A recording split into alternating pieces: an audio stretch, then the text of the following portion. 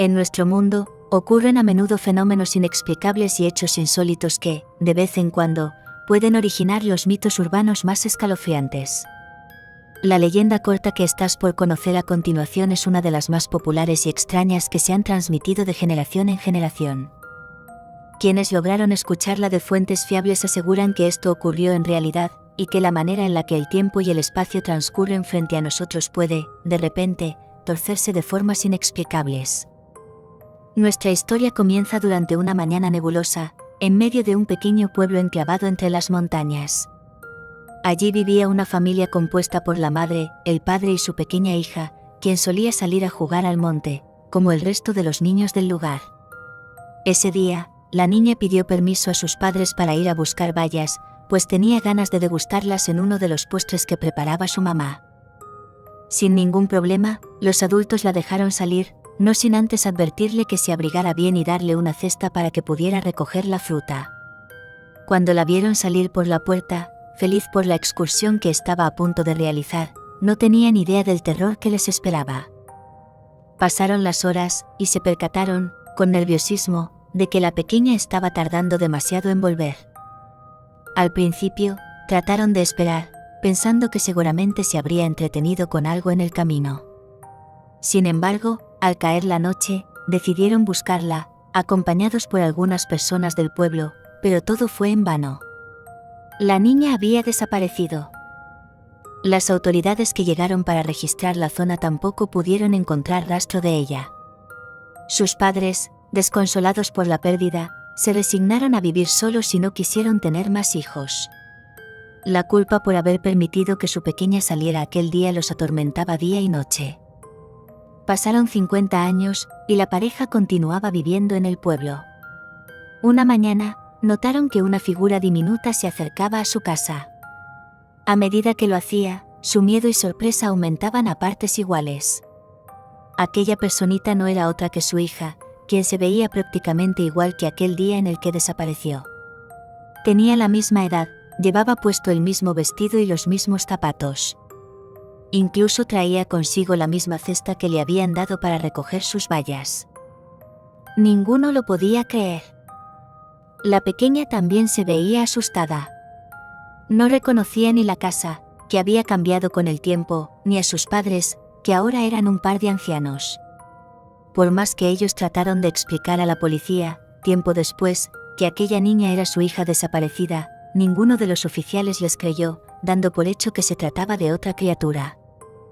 No obstante, no solo ellos, sino también los vecinos del pueblo que los conocían, juraron que la chiquilla era la misma a quien habían estado buscando todos aquellos años. Nadie nunca pudo explicar qué había ocurrido realmente durante esa ocasión.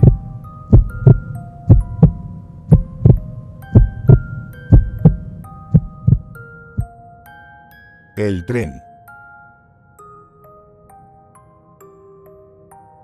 Quienes cuentan esta vieja leyenda dicen que, hace muchos años, ocurrió un terrible atraco en uno de los almacenes más concurridos de la capital de España. Los responsables, dos delincuentes muy peligrosos, huyeron del lugar dejando tras de sí un par de muertos y varios heridos. Justo cuando la policía estaba a punto de darles alcance, los maleantes tomaron un atajo por la estación de trenes, mientras, a sus espaldas, resonaban los disparos de las autoridades. En medio de la confusión y sin fijarse en el andén al que habían ido a parar, ambos subieron al primer tren que llegó, exhaustos. Lo primero que notaron fue que el transporte se encontraba inusualmente vacío. Además de ellos, los únicos pasajeros en el vagón eran un vagabundo desalineado, que balbuceaba en uno de los asientos abrazando una botella de licor envuelta en papel, y un hombre de traje que dormía profundamente, ajeno a todo.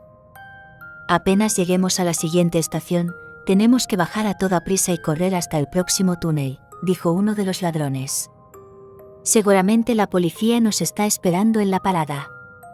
Pero no dejaremos que nos atrapen.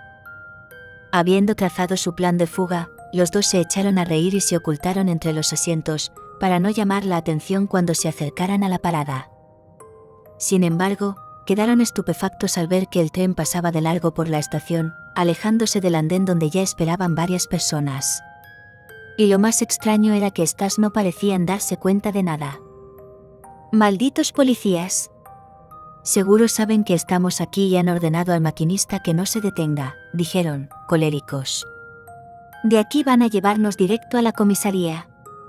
Mientras tanto, las estaciones seguían pasando de largo, y el tren parecía viajar rumbo a las entrañas de la tierra. A cada minuto, la oscuridad se hacía más densa, y un calor insoportable comenzaba a abrirse paso dentro del transporte. Los malhechores notaron un olor insoportable a azufre y el eco de unos gritos de terror lejanos que resonaban en la distancia. De pronto, el tren se detuvo. El mendigo ebrio pareció reaccionar, pero su rostro ya no era el de un hombre viejo. En cambio, tenía una afilada barbilla roja y unos ojos demoníacos que les infundieron un miedo profundo. «Aquí te bajas tú, estafador», le gritó el hombre de traje, despertando al mendigo y arrojándolo fuera del vagón. El mendigo cayó en un foso inundado de gusanos voraces, que de inmediato comenzaron a arrancarle la piel. «Esos gusanos van a alimentarse de ti, al igual que tú, como el parásito que fuiste, lo hiciste aprovechándote del trabajo de los demás», afirmó el mendigo. «Ustedes no tendrán tanta suerte», dijo, dirigiéndose a los atracadores. «Su destino está más abajo». Al día siguiente, los periódicos anunciaron la muerte de los ladrones, quienes habían sido abatidos por las balas de los policías poco antes de llegar a la estación.